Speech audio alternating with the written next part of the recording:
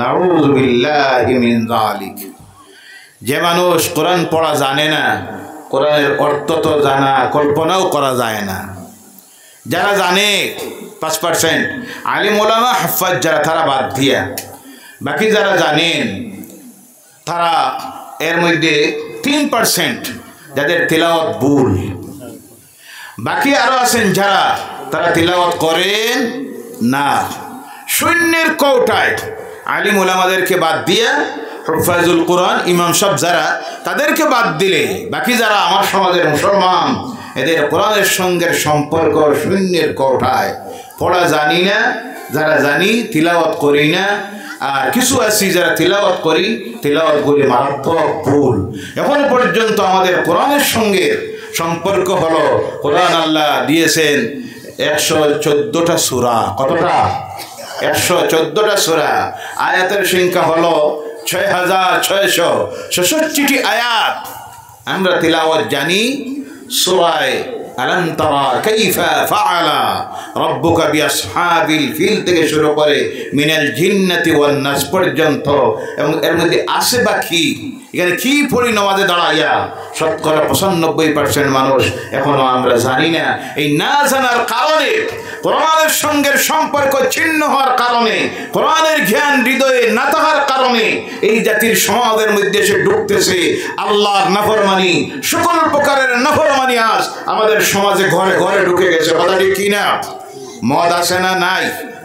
কথা বলেন। মদ আছে না নাই? জি, মদ নাই? আছে। মদের ব্যবসায় আছে, সুদ চলতেছে, ঘুষ চলতেছে, জানা চলতেছে, বেপরদাই চলতেছে, বেনামাজ, পরনিন্দা, চুগল, এমন কোন গুনাহের কাজ বাকি নাই যা আজকে মুসলমানদের সমাজে ঘরে ঘরে ঢুকে গেছে। বলে নাউযু বিল্লাহি মিন যালিক। দূরীভূত করার জন্য যে নিয়ামতের কাছে আসতে হবে, সেই নিয়ামতের নাম হলো কোরআনুল কারীম। কারণ দুনিয়ার কোনো ঔষধ দিয়া এই সব রোগ সারানি যাবে না। সারানির জন্য ঔষধ দিয়েছেন কে? আল্লাহ বলছেন وَنُنَزِّلُ مِنَ الْقُرْآنِ مَا هُوَ شِفَاءٌ وَرَحْمَةٌ لِلْمُؤْمِنِينَ। নাযিল করেছি আমি আল্লাহ এই কোরআন, আর এর মধ্যে দিয়েছি দুনিয়ার মানুষ তোমাদের জন্য ঔষধ আর শান্তি দিয়েছি, রহমত দিয়েছি মুমিনদের জন্য। সুবহানাল্লাহ। জমিনে মুমিন হইতে হবে, মুমিন হইলে শান্তি পাবেন, আর শান্তি পাওয়ার জন্য আমল করতে হবে আল্লাহর কালাম কোরআনের উপরে। রাজি আছেন? সব রোগের ঔষধ পাবেন এই কোরআনে। কোরআন পড়ুন, কোরআনের সঙ্গে গভীর সম্পর্ক স্থাপন করুন। এই কোরআনকে মিটানির জন্য আজ তারা উঠে পড়ে লেগেছে কিভাবে কোরআন মিটানি যায়, কোরআন বন্ধ করা যায়। কারণ তারা দেখতেছে কোরআন যদি বন্ধ হয়ে যায় মসজিদ বন্ধ হয়ে যাবে, কোরআন যদি বন্ধ হয় মক্তব বন্ধ হয়ে যাবে, কোরআনের শিক্ষা যদি বন্ধ করা যায় তাহলে এদের এক সময় আসবে নামে শুধু থাকবে মুসলমান, তাদের মধ্যে ইসলামের কিছুই থাকবে না। কিন্তু তারা বন্ধ করতে পারবে না। হেফাজতের দায়িত্ব নিয়েছেন কে? হেফাজতের দায়িত্ব আল্লাহ পাক নিয়েছেন। এর জন্য আল্লাহ হেফাজত করার জন্য দুনিয়ার কোন জায়গায় রাখার ব্যবস্থা করেন নাই। আল্লাহ হেফাজতের জন্য এমন একটা জায়গা সিলেকশন দিলেন যেটা হলো মানব বডির সবচেয়ে উত্তমতম জায়গা, যে জায়গার নাম হলো মানুষের হৃদয়, মানুষের কলব।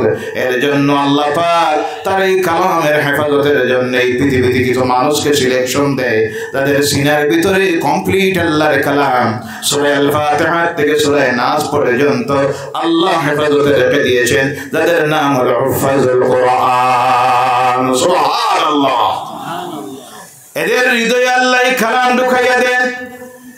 এর কারণে ও আমার ভাইরা, তারা আজকে দেখতেছে এই কোরআনকে যদি বন্ধ করতে হয় স্কুল বন্ধ করলে হবে না, ইউনিভার্সিটি নয়, তারা টার্গেট করেছে মাদ্রাসা শিক্ষাকে বন্ধ করতে হবে।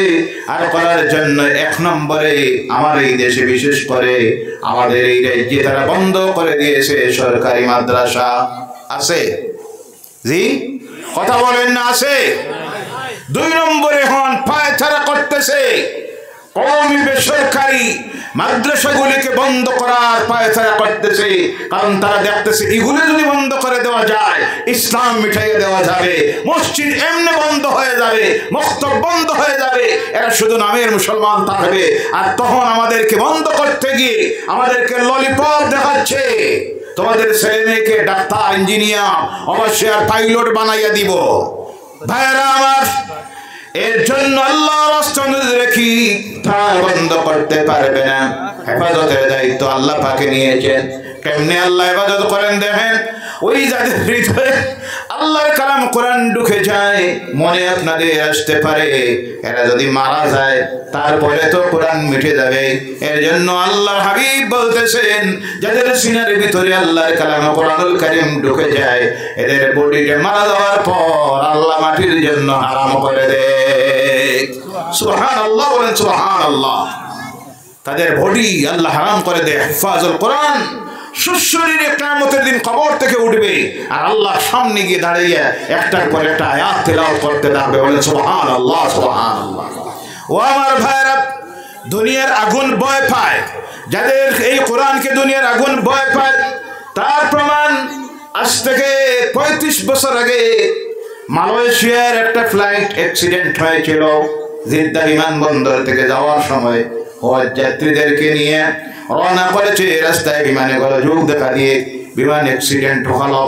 371 জন হজ যাত্রী ছিল, প্রত্যেককে উপহার দেওয়া হয়েছিল সৌদি গভর্নমেন্টের পক্ষ থেকে আল্লাহর কালাম কোরআনুল কারীমের একটা খণ্ড নিজের হ্যান্ড লেগে নিজের মধ্যে নিয়ে বিমানে আরোহণ করলো। বিমান অ্যাক্সিডেন্ট হয়েছে, গোটা বিমান ধ্বংস হয়ে গেছে, জলে বশীভূত হয়ে গেল, মানুষগুলি জলে নিশ্চিহ্ন হয়ে গেল। অনুসন্ধানকারীরা যখন সেখানে যায় ধ্বংসস্তূপের মধ্যে গিয়ে অবাক হয়ে যায়, দেখা যায় বিমানের কোনো চিহ্নই নেই, শুধু বিমানের ব্ল্যাক বক্স পড়ে আছে আর মানুষগুলির তো কোনো চিহ্নই নেই। কিন্তু 371টা আল্লাহর কালাম কোরআন হেফাজতে পড়ে আছে। সুবহানাল্লাহ, আর সুবহানাল্লাহ। এটা কার কালাম? হেফাজত আল্লাহ করবেন, কিন্তু ব্যবস্থা নিতে হবে আমরা। কথা ঠিক কিনা? আজকে সরকারি মাদ্রাসা শেষ, একমাত্র এই দেশে কোরআনকে যদি বাঁচাইয়ে রাখতে হয় এই রাজ্যে একমাত্র হলো খারিজিয়া কওমি মাদ্রাসা, হাফিজিয়া মাদ্রাসাগুলি। কথা বোঝা যায়? এই সময়ের জাতির জন্য 1 নম্বরের জিহাদ হলো ঈমান বাঁচানি, ইসলাম বাঁচানি, মসজিদ বাঁচানি। আর এসব বাঁচাইতে হলে 1 নম্বরে বাঁচাইতে হবে মাদ্রাসা। কোনটা? কি দিয়া? জান দিয়া, মাল দিয়া। কি দিয়া? জান দিয়ে, মাল দিয়ে। এর জন্য আল্লাহ বলছেন, ইয়া আইয়ুহাল্লাযীনা আমানু হাল আদুল্লুকুম আলা তিজারাতিন তুনজিকুম মিন আযাবিন আলীম তু'মিনুনা বিল্লাহি ওয়া রাসূলিহি ওয়া তুজাহিদুনা ফি সাবিলিল্লাহি বিআমওয়ালিকুম ওয়া আনফুসিকুম যালিকুম খায়রুল লাকুম ইন কুনতুম তা'লামুন। আল্লাহু আকবার। হে ঈমানদাররা, ঈমানদারকে আল্লাহ বলছেন ইয়া আইয়ুহান নাস বলেন নাই, গোটা পৃথিবীর মানুষকে উদ্দেশ্য করে আল্লাহ বলেন নাই। আল্লাহ বলছেন ইয়া আইয়ুহাল্লাযীনা আমানু, হে ঈমানদারেরা, তোমাদেরকে এমন একটা ব্যবসা আমি শিখাইয়ে দিব নাকি, এমন একটা ব্যবসা শিখাইয়ে দিব যে ব্যবসায় জাহান্নামের কঠিন আযাব থেকে তোমরা মুক্তি পাবে, নাজাত পাবে। আমরা কঠিন আযাব থেকে জাহান্নামের নাজাত চাই কি চাই না? কারা কারা চান একবার হাত উঠান আর আবার জোরে বলেন নারায়ে তাকবীর, নারায়ে তাকবীর। আল্লাহ জাহান্নামের কঠিন আযাব থেকে আমরা বাঁচতে চাই। আল্লাহ বলছেন তাহলে একটা ব্যবসা শিখাইয়ে দিতে দিচ্ছ, জাহান্নামের কঠিন আযাব থেকে যদি বাঁচতে হয় 1 নম্বরে ঈমান আনতে হবে আল্লাহর উপরে, তার রাসূলের উপরে, আর 2 নম্বরে আল্লাহর রাস্তায় সংগ্রাম করতে হবে, জিহাদ করতে হবে। করতে গিয়ে তোমাদের নিজের জান এবং মাল দিয়ে যদি আল্লাহর রাস্তায় সংগ্রাম করতে পারো তাহলে এই কঠিন জাহান্নামের আযাব থেকে তোমরা নাজাত পেয়ে যাবে। এটা তোমাদের জন্য উত্তম যদি তোমরা জানতে। ও আমার ভাইরা, জিহাদ করতে হবে আল্লাহ বলছেন। মনে মনে অনেকের আসতেছে জিহাদ কি, হোয়াট ইজ দ্য জিহাদ, জিহাদ কি? জিহাদ বলতে আমরা অনেকে বুঝি অন্য ধর্মের মানুষ মারা, অন্য ধর্মের মানুষের ধর্মীয় উপাসনালয়ে আক্রমণ করা, তাদের দেব দেবতা ভাঙ্গা। এর নাম জিহাদ নয়, এর নাম হলো সন্ত্রাস। এর নাম, আওয়াজ করে বলেন, এর নাম সন্ত্রাস। ইসলামে সন্ত্রাসবাদের জায়গা, ইসলাম শান্তির ধর্ম। কথায় কথা এসেছে। আজ সোশ্যাল মিডিয়ায় আমরা দেখতেছি, সত্য মিথ্যা আমরা জানি না, বাংলাদেশের সংখ্যালঘু ভাইয়েরা যারা, বিশেষ করে হিন্দু ধর্মাবলম্বী ভাইয়েরা, তাদের উপর নাকি কিছু ধর্মীয় উন্মাদেরা আক্রমণ করতেছে, বাড়ি ঘরে আগুন দিতেছে, মন্দির ভাঙতেছে, তাদের এই দেবতাগুলিকে অবমাননা করতেছে। সত্য মিথ্যা জানি না, যদি সত্য হয়ে থাকে তাহলে এটাকে আমরা কখনো সমর্থন করতে পারি? ইসলামও সমর্থন করে, এটা করার অনুমতিও দেখ। আমরা তীব্র নিন্দা জানাই আজকের এই মাহফিল থেকে আমাদের দেশের স্বরাষ্ট্রমন্ত্রী, প্রধানমন্ত্রীর মাধ্যমে সেই দেশের তত্ত্বাবধায়ক সরকারের কাছে আমাদের দাবি থাকবে, সেই দেশের সংখ্যালঘুদের সম্পূর্ণ যেন নিরাপত্তা দেওয়া হয়, তাদের ধর্মীয় অধিকার দেওয়া হয়। ইসলাম যা বলেছে সেটার আপনাদের এই মত আছে নিয়ে নাই? শুধু সেই দেশে নয়, অন্যান্য পৃথিবীর যেসব দেশে, যেখানে যেসব ধর্মাবলম্বীরা সংখ্যালঘু আছে, সেই দেশের সরকার যারা সাংবিধানিক অধিকার তাদেরকে যেন ফিরাইয়া দেয়, তাদের সকল প্রকারের নিরাপত্তা এবং ফান্ডামেন্টাল লাইফ যাকে বলা হয়, মৌলিক অধিকার যেন দেওয়া হয়। কথা ঠিক কিনা? না হয় অন্যান্য সেই সব রাষ্ট্রেও অশান্তি দেখা দিবে, দেওয়ার আশঙ্কা আছে না নাই? ভাইরা আমার, জিহাদ, জিহাদ হলো প্রতিরোধ করা, জিহাদ হলো অন্যায়কে প্রতিহিত করা, জিহাদ হলো সাধনা করা, জিহাদ অর্থ হলো চেষ্টা করা। জিহাদের অনেক অর্থ উঠে। জিহাদ অর্থ অন্য ধর্মের মানুষ মারা নয়, সমাজে অশান্তি তৈরি করা নয়। আজকের এই ভারতীয়, বিশেষ করে আমরা যারা, আমাদের জন্য প্রথম জিহাদ হলো আমাদের জান এবং মাল দিয়ে ইসলামের হেফাজত করা, কোরআনের হেফাজত করা, মসজিদের হেফাজত করা। আর এর জন্য করতে গিয়ে এক নম্বরে যা বাঁচাইতে হবে সেটা হবে বেসরকারি মাদ্রাসা। কথা বোঝা গেছে? এই জাতির জন্য, কওমের জন্য সবচেয়ে বড় জিহাদ হয়ে গেছে মাদ্রাসাগুলি, বেসরকারি মাদ্রাসা বাঁচানি। কথা বোঝা যায়? জি। কিন্তু এখন আমাদের সমাজের মানুষ সচেতন হয় নাই, মাদ্রাসার প্রতি গুরুত্ব দেওয়া হয় না, গুরুত্ব বেশি দেওয়া হয় মসজিদকে। মসজিদ 2 কোটি টাকার মসজিদ, ফজরের নামাজে মুসল্লি 5 জন। কয়জন মুসল্লি আগে বানানির দরকার না মসজিদ বানানির? কথা বলবেন, মুসল্লি আগে না মসজিদ আগে? মুসল্লা আগে না মুসল্লি আগে? মুসল্লি আগে, পরে মুসল্লা। ইমাম আগে না মুক্তদি আগে? কোনটা? ইমাম আগে। ইমাম কোন জায়গায় বনে? হাই স্কুলে, কলেজে, ইউনিভার্সিটিতে, এই আনোয়ারুল উলুম মাদ্রাসায়। বলেন সুবহানাল্লাহ। কোরআন হেফাজতের জন্য হাফেজ বানানির প্রয়োজন। যারা সারা দুনিয়ার প্রেস যদি বন্ধ হয়ে যায় অসুবিধা নাই। বর্তমান এই পৃথিবীতে এক সমীক্ষায় দেখা গিয়েছে 2 কোটির ঊর্ধ্বে এমনও মানুষ আছে যাদের সিনার ভিতরে কমপ্লিট 6666টি আয়াত আল্লাহ হেফাজতে রেখে দিয়েছে। বলে সুবহানাল্লাহ। আর এই রাখার মাধ্যম হলো বেসরকারি হাফিজিয়া মাদ্রাসাগুলি। বলেন সুবহানাল্লাহ। কিন্তু আফসোস লাগে আমাদের সমাজের মানুষের অবস্থা। উদাহরণ আপনি দেখবেন, ওখানে 3টা বক্স রাখা আছে। কয়টা? তাড়াতাড়ি বলেন, সময় শেষ। কয়টা? 3টা বক্স রাখা আছে। একটার মধ্যে লেখা আছে খাজা বাবার মাজারের সাহায্যের জন্য দিবেন। 2 নম্বরটায় লেখা আছে মসজিদের কাজের জন্য সাহায্য দিবেন। 3 নম্বরটায় লেখা আছে মাদ্রাসার জন্য সাহায্য দিবেন। প্রথমটা খোলা হলো 1 মাস পরে, দেখা গেল দানবাস্কর থেকে, যেটা হলো খাজা বাবার মাজারের জন্য, লেখা আছে এটা থেকে বাইর হলো 1 লক্ষ টাকা। কত? তাড়াতাড়ি বলবেন, কত? 2 নম্বরটা বাহির খোলা হলো মসজিদের জন্য কাজের সাহায্য দিবেন, এটার থেকে বাইর হইল 50,000। কত হাজার? মাদ্রাসার বাস্ক খোলা হইল, বাইর হয় 10,000। নাউজুবিল্লাহ বললেন না? ইনসাফের সহিত বলুন, যে আজকে 1 লক্ষ বাইর হয়েছে, খাজা বাবার 1 টাকার দরকার আছে? আছে? দরকার নাই। রিজেক্ট দিতেছেন কে?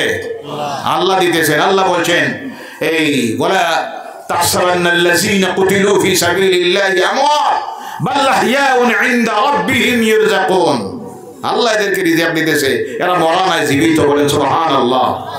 লা খাউফুন আলাইহিম ওয়ালা হুম ইয়াহজানুন। এরা ডয়ও নাই, বয়ও নাই, কাপড়ও লাগে না, খানিও লাগে না। সুবহানাল্লাহ। এখানে দিলে আপনি 1 লক্ষ, যার প্রয়োজন নাই মাদ্রাসা থাকে, এটা আলাদা কথা। 2 নম্বরে মসজিদ বানানো হচ্ছে 2 কোটি টাকা দিয়া, বিদেশ থেকে আমদানি করা হচ্ছে নামি দামি স্টাইলস, যেখানে এটার প্রয়োজন নাই। মুসল্লি বাড়লে দরকার আছে। মুসল্লি 5 জন ফজরের সময় মসজিদে এসি লাগায়। 2 কোটি টাকার মসজিদ, ইমাম সাহেবের বেতন 4000। আলহামদুলিল্লাহ হইল না? জি, এর কোনটা হইতো? কিছু হইল না, এটা জানাও নাই।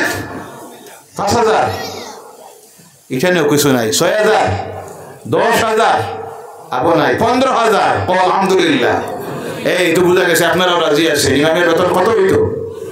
15000। জোরে বলেন কত হাজার? হে জানা আছে, এর জন্য 4 পাশে আপনারা আলহামদুলিল্লাহ কিছু দিচ্ছেন না, নাউজুবিল্লাহ না। জানা আছে কত হবে?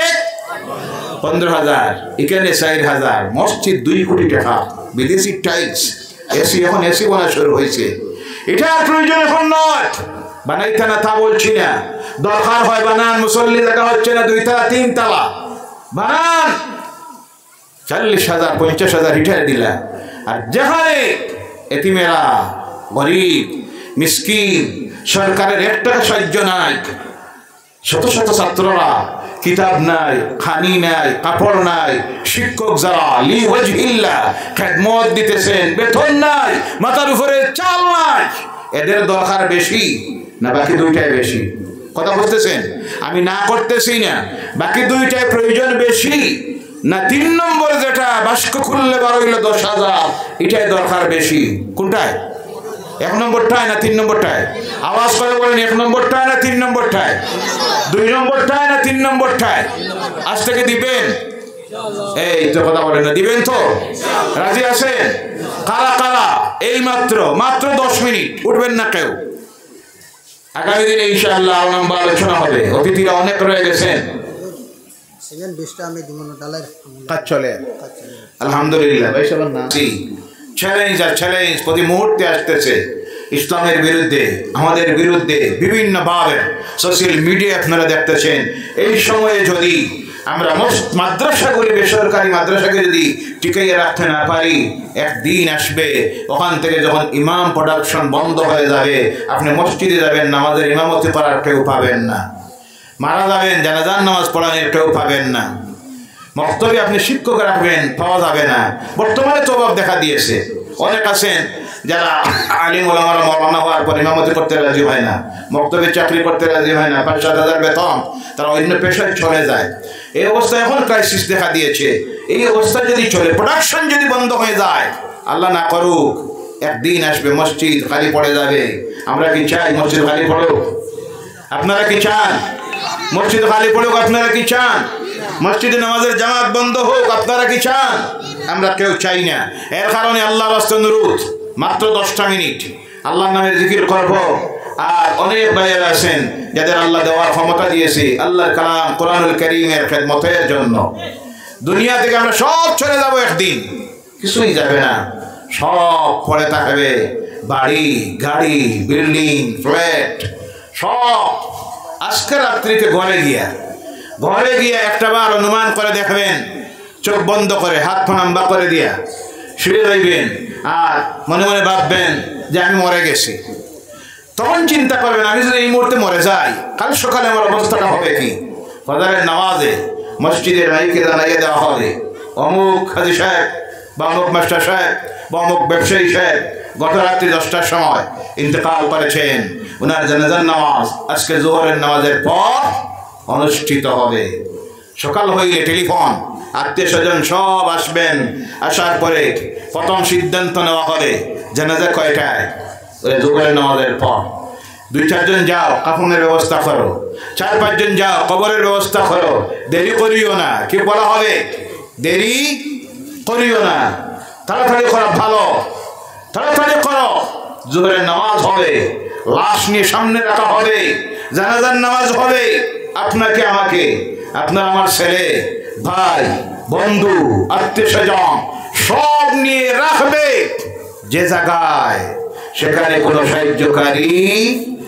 সাহায্যকারী একবার অনুমান করে দেখেন। আজকে আসি এই জমিনে, আল্লাহ না করুক প্রত্যেকের হায়াত দেব, সবাই বলেন আল্লাহুম্মা আমিন। কালকে হতে পারে এই সময়ে আমার জায়গা হবে অন্ধকার কবরের ভিতরে। সেই দিন যদি আমি চাই দেওয়ার জন্য 1 টাকা দিতে পারবো? কথা বলবেন, 1 টাকা দিতে পারবো? ক্ষমতা থাকবো? ওখান থেকে ছেলেকে বলতে পারবো, ছেলে বাবা আমি কবরে বড় অসুবিধায় পড়ছি, 5,000 দে, 10,000 দে? এই ক্ষমতা আর থাকবে? তাই ক্ষমতা যখন থাকে আছে, তখন ক্ষমতাকে প্রয়োগ করুন, নিজ হাতে দেন, মন খুলে দেন। আল্লাহর ওয়াস্তে 5 মিনিট আল্লাহর নামের জিকির করব, 5,000 2,000 করে অনেক দেওয়ার আছে, নিয়ত আছে, উঠতেছেন না আপনারা এখানে তাড়াতাড়ি দিয়ে দেন। প্রত্যেকের জন্য মোনাজাত হবে। আর মহব্বতে বলুন লা ইলাহা ইল্লাল্লাহ ওয়া লা ইলাহা ইল্লাল্লাহ ইল্লাল্লাহ। জোরে জোরে রাখিও আমাকে কবর হাসরে, তাকিও কাছেতে ওগো দয়ালো নবী, দয়া করিয়া উম্মত বলে রাখিও, কাছেতে রাখিও। লা ইলাহা ইল্লাল্লাহ লা ইলাহা ইল্লাল্লাহ লা ইলাহা ইল্লাল্লাহ। অনেক জমিন থেকে চলে গেছেন, জীবনে অনেক কষ্ট করেছেন আপনার আমার জন্য। আজকে এক সময় ছিল, অভাবের জীবন ছিল, তাদেরকে কিছু দিতে পারি নাই। আল্লাহ আজকে দেওয়ার, রুজি রোজগারের, ব্যবসার, চাকরির ব্যবস্থা দিয়েছেন। মা বাবার রুহের মাগফিরাতের জন্য 5,000 10,000 করে দেন। কবর থেকে তাদের রূহ দেখবে, আপনাকে দোয়া দিবে, আল্লাহ দেওয়ার তৌফিক দেন, বলেন আল্লাহুম্মা আমিন।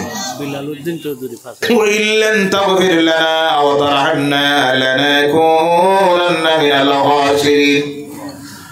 ربنا ظلمنا أنفسنا وإن لم تغفر لنا وترحمنا لنكونن من الخاسرين. ربنا آتنا في الدنيا حسنة وفي الآخرة حسنة وقنا عذاب النار وادخلنا الجنة مع الأبرار برحمتك يا عزيز يا غفار يا رب العالمين. اللهم إني ظلمت نفسي ظلما كثيرا ولا يغفر الذنوب إلا أنت فاغفر لي مغفرة من عندك وارحمني إنك أنت الغفور الرحيم. أي الله দিনরাত পড়ে রাখার আনোয়ারুল উলুম হাফিজিয়া মাদ্রাসার খারিজিয়া মাদ্রাসার এই বৎসরের বাৎসরিক ওয়াজের মাহফিলে আমরা গুনাহগারেরা হাজার হাজার তোমার বান্দারা এসে হাজির হয়ে আল্লাহ তোমার কালাম কোরআনুল কারীম থেকে যে আলোচনা শুনলাম, যে আলোচনা করলাম, তোমার বান্দারা বান্দিরা সারা বছর তোমার কালামের খেদমতের জন্য, তোমার দিনের খেদমতের এই প্রতিষ্ঠানের জন্য যা কিছু দান খয়রাত করলো ইয়া আল্লাহ, এই মাত্র আমি গুনাহগার মুসাফির হিসেবে তোমার বান্দা বান্দীদের কাছে চাওয়া মাত্র আল্লাহ হাজার হাজার 10,000 5,000 করে করে তোমার বান্দা বান্দীরা যুবকেরা দিল মাবুদ, যা কিছু দিল, যা আলোচনা করলাম সমস্ত কিছুকে তুমি কবুল আর মঞ্জুর করে নাও। আয় আল্লাহ এর সবটুকুন সর্বপ্রথম মদিনার হাবিবের নূরানি কদম মোবারকে পৌঁছিয়ে দাও। সাহাবায়ে কেরাম, শুহাদায়ে কেরাম, আউলিয়ায়ে কেরাম, উলামায়ে কেরাম, আইম্মাতুল মাযাহিব, কুল উম্মত মুহাম্মাদের যত মুমিন মুমিনাত মুসলিমিন মুসলিমাত অন্ধকার কবরের গায়ে চলে গেছেন, আল্লাহ প্রত্যেকের কবরের সবটুকুন পৌঁছিয়ে দাও। বিশেষ করে মাবুদ আমরা যারা তোমার দরবারে হাত তুলেছি আমরা গুনাহগার, আমরা সিরকার, আমরা বলেকার, আমল নামায় নেকি বলতে কিছুই নাই। মাবুদ এই মুহূর্তে যদি মালাকুল মউত আজরাইলের সামনে হাজির হতে হয়, মাবুদ দুজক ছাড়া কিছু পাওনা নাই। রব্বুল আলামিন আজকে এই মাহফিল নিয়ে তোমার দরবারে কলেজে হাত তুলে খালেস দিলে তওবা করে আরজ করতেছি, আল্লাহ মালাকুল মউতের সামনে আমাদেরকে হাজির করানোর আগে আমাদের আমল নামার জীবনের গুনাহগুলি তুমি মাফ করে দাও। আল্লাহ আমাদের আমল নামার গুনাহগুলি তুমি নেকি দিয়ে বদলাইয়া দাও মাবুদ। রব্বুল আলামিন অগণিত দয়ালা দান করলো, দোয়া চাইলো, কারো মা জমিনে নাই, কারো আব্বা জমিনে নাই, কারো আব্বা আম্মা দুইজন জমিনে নাই, অন্ধকার কবরের গাড়ায় চলে গেছে। আয় আল্লাহ, অনেক সময় মনে পড়ে সেই মায়ের কথা, বেহুশ হয়ে গেছেন, সারা শরীর রক্তে লাল হয়ে গেছে। এই সময় মা শেষ কথা বলে যায়, আল্লাহ আমাকে নিয়ে নিও, কিন্তু আমার আওলাদটার হায়াত বাড়াইয়া দিও। গভীর রাত্রি হতো, সারা বাড়ির মানুষ ঘুমাইতো, জীবন্ত একটা মানুষ মার গর্বে ছিলাম, কলিজায় গিয়ে যখন গোটা মারতাম, মার পেটের বেদনায় ধরত, আমার চোখের মধ্যে ঘুম আসতো না। কিন্তু এই মা দুনিয়ার কারোর কাছে কি কোনোদিন তো কোনো বিচার দিলা না। ইয়া রব্বুল আলামিন, আজকে সেই মা অন্ধকার কবরের ভিতরে শুয়ে আছেন, আমরা আওলাদের নাফরমান তোমার দরবারে হাত পাতাইতেছি মাবুদ। অনেক আব্বা জমিনে নাই, বন্দারা দোয়া চাইলো, আল্লাহ সেই আব্বার কথা অনেক সময় মনে পড়ে, মাথার গাম পা দিয়ে গেল। এই শীতের দিনে গায়ে কাপড় নাই, কিন্তু আওলাদের গায়ে কাপড় দে, যদি ঠান্ডা লাগে আওলাদ অসুস্থ হয়ে যাবে। ইয়া আল্লাহ, আর সেই আব্বা অন্ধকার কবরের গাড়ায় শুয়েছেন, কি ব্যবহারটা করতেছ দেখতেছি না মাবুদ।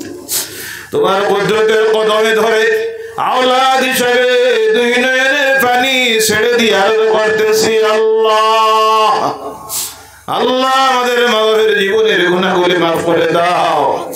আমাদের কবরবাসী মা বাবার কবরগুলিকে জান্নাতুল ফিরদাউসের টুকরা বানাইয়া দেও আল্লাহ। যাদের মা বাবা জমিনে আছেন হায়াত দরাজ করে দাও, সুস্থতার জীবনটা দেও ইয়া আল্লাহ। এই রহমতের চেহারা কানে বেশি দিন নয়নের সামনে রাখিও মাবুদ। তৎসঙ্গে আল্লাহ মাদ্রাসা পরিচালনা কমিটি সহ আসাতিদায়ে কেরাম, যারা তুলাবা আহসান, যারা খেদমত করে করে এই জমিন থেকে চলে গেছেন, আল্লাহ তাদের এবং তাদের যত মুর্দারা কবরবাসী হয়ে গেছেন, প্রত্যেকের জন্য আজকের এই মাহফিলটাকে, এই প্রতিষ্ঠানটাকে তুমি সাদাকাতুল জারিয়া হিসাবে কবুল করে নাও। আল্লাহ তাদের মুর্দাগণের জীবনের গুনাহগুলি মাফ করে দাও। তৎসঙ্গে আমাদের দাদা দাদি, নানা নানি, শ্বশুর শাশুড়ি, আত্মীয় স্বজন, বন্ধু বান্ধব, ভাই বোনেরা, প্রতিবেশীরা, স্নেহের মানুষেরা, দুনিয়া যারা নাই, তাদের জন্য আজকের এই মাহফিলটাকে নাজাতের জরিয়া বানাইয়া দাও।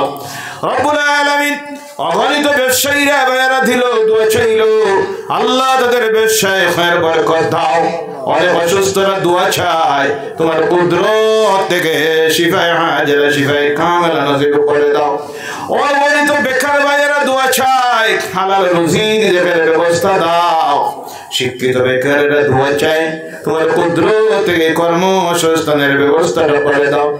অগণিত যুবকেরা প্রবাসী জীবনে বিভিন্ন রাজ্যে চলে গেছে, বিভিন্ন রাষ্ট্রে চলে গেছে রুজি রোজগারের জন্য, ব্যবসার জন্য। আল্লাহ তাদের কর্মস্থলে তাদেরকে তুমি হেফাজতে রাখিও, চোর ডাকাতের হাত থেকে, জালিমদের হাত থেকে, অ্যাক্সিডেন্ট থেকে, বিমান আজাব থেকে তুমি হেফাজতে রাখিও।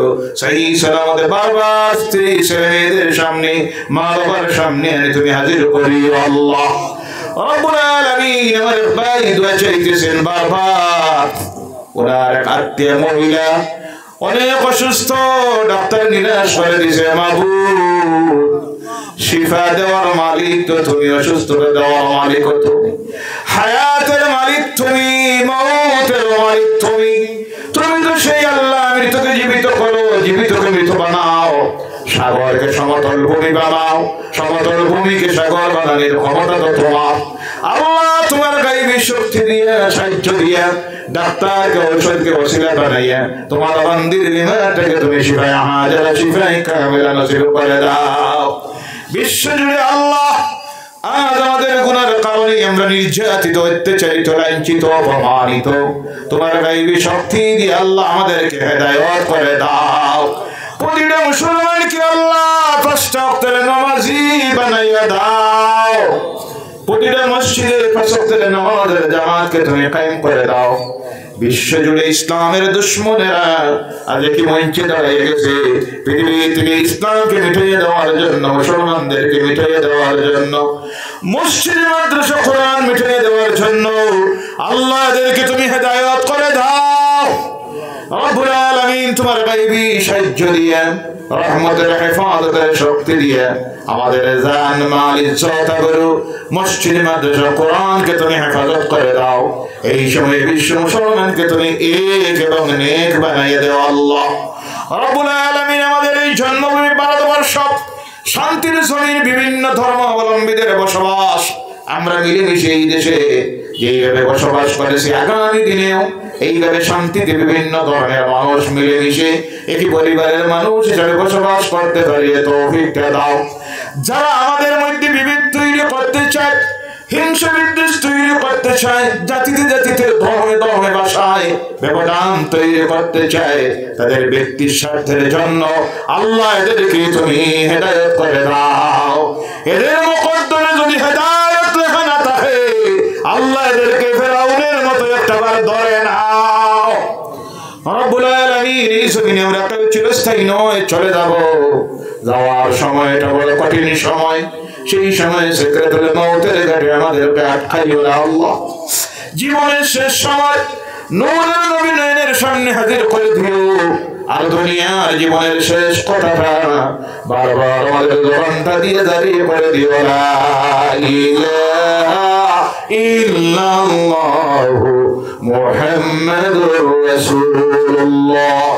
সুবহান রাব্বিকা রাব্বিল ইজ্জাতি আম্মা ইয়াসিফুন ওয়া সালামুন আলাল মুরসালিন والحمد لله رب العالمين آمين